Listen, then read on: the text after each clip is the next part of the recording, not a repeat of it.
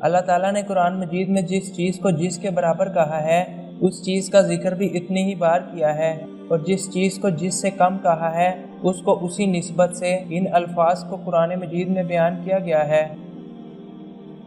ان الفاظ کی گنتی کے بارے میں نہ تو اللہ تعالیٰ نے اپنے قرآن میں کچھ بیان کیا ہے اور نہ ہی اس کا دعویٰ کسی حدیث یا صحابہ اکرام کے کسی قول میں ملتا ہے، بلکہ حال ہی میں جب کچھ مسلم سکولرز نے اس بات کی طرف توجہ دی تو ان کو حیران کن نتائج کا سامنا کرنا پڑا، اور قرآن مجید کا ایک اور معجزہ نکھر کر سامنے آ گیا کہ جس کی مثال دنیا کی کسی بھی دوسری کتاب میں ملنا ناممکن ہے۔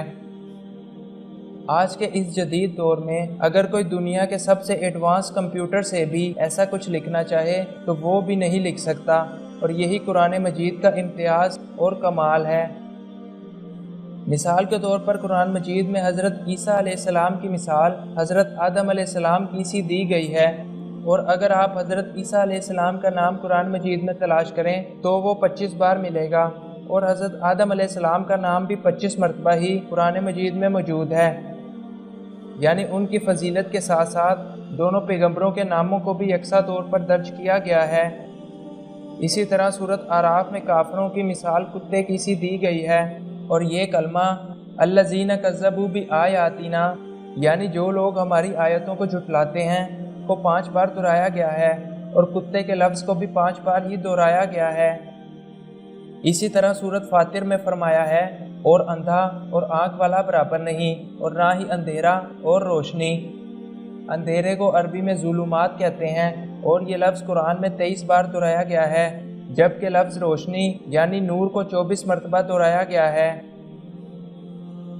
قرآن مجید میں سماوات یعنی 7 آسمانوں کا ذکر 7 مرتبہ ہی ہوا ہے، اور آسمانوں کو بنائے جانے کے لیے لفظ خلق بھی 7 مرتبہ ہی دہرایا گیا ہے۔ لفظ یوم یعنی دن 365 مرتبہ، جبکہ دنوں کی جمع یعنی یومین یا ایام 30 مرتبہ، اور شہر یعنی مہینہ 12 مرتبہ دہرایا گیا ہے۔ لفظ شجرہ اور لفظ نباتات یعنی پودے دونوں 26 مرتبہ دہرائے گئے ہیں۔ لوگوں کو ان کے اعمال کے مطابق انعام دینے کا لفظ 117 مرتبہ استعمال ہوا ہے، جبکہ معاف کرنے کا لفظ یعنی مغفرہ 234 مرتبہ یعنی دوگنی تعداد میں استعمال ہوا ہے، یعنی اللہ اپنے بندے کو معاف کرنا زیادہ پسند کرتا ہے، اور بے شک اللہ معاف کرنے والا ہے۔ جب لفظ کل یعنی کہو کو گنا گیا تو اس کی تعداد 232 تھی، جبکہ لفظ کالو یعنی وہ کہتے ہیں بھی 232 بار ہی کاؤنٹ کیا گیا۔ لفظ دنیا اور آخرت دونوں ہی 115 مرتبہ دہرائے گئے ہیں۔ لفظ شیطان 88 مرتبہ اور لفظ ملائکہ یعنی فرشتے کو بھی 88 مرتبہ ہی دہرایا گیا ہے۔ لفظ ایمان 25 مرتبہ اور لفظ کفر بھی اتنی ہی مرتبہ استعمال کیا گیا ہے۔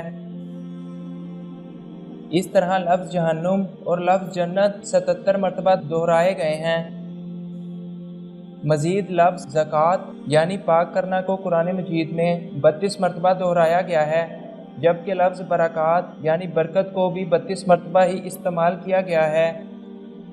لفظ ابرار یعنی نیک لوگ کو 6 مرتبہ دہرایا گیا ہے، اور اس کے مقابلے میں لفظ فجار یعنی برے لوگوں کو صرف 3 مرتبہ دہرایا گیا ہے۔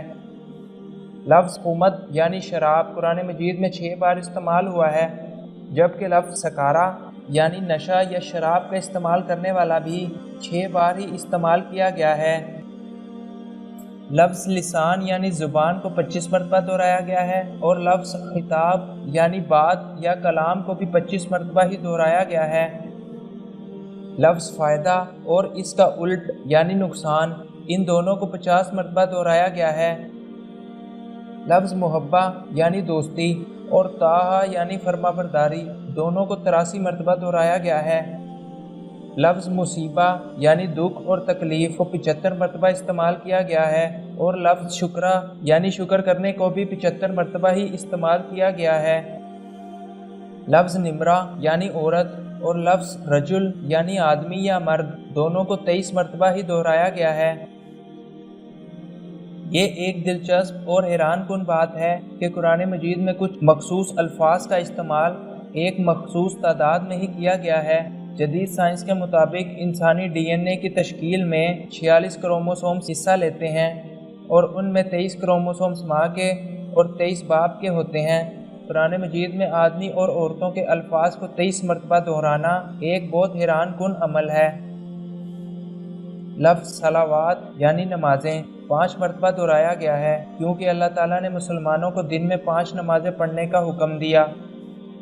اللہ تعالیٰ نے الانسان یعنی آدمی یا بشر کا لفظ 65 بار دہرایا ہے اور انسان کی تشکیل کے تمام مراحل کو ملا کر بھی 65 ہی بنتا ہے، یعنی تراب یعنی مٹی 17 مرتبہ، نطفہ یعنی قطرہ 12 مرتبہ، علق یعنی خون کا لوتھڑا 6 مرتبہ، مخغہ یعنی بوٹی 3 مرتبہ، عظام یعنی ہڈیاں 15 مرتبہ اور لحم یعنی گوشت 12 مرتبہ۔ یہ ایک انسان کی تشکیل کے مراحل ہیں، یعنی ایک انسان پہلے تراب بنتا ہے، اس کے بعد نطفہ، اس کے بعد علق، اس کے بعد مخغہ، اس کے بعد عظام اور پھر لحم میں تبدیل ہو جاتا ہے۔ مگر حیرانگی والی بات تو یہ ہے کہ جب ان کی تعداد کو ٹوٹل کیا جاتا ہے تو ہمارے پاس 65 ہندسہ آتا ہے، اور ابھی ہم نے یہ جانا ہے کہ اللہ تعالیٰ نے قرآن مجید میں بشر یعنی انسان کے لفظ کو 65 مرتبہ استعمال کیا ہے۔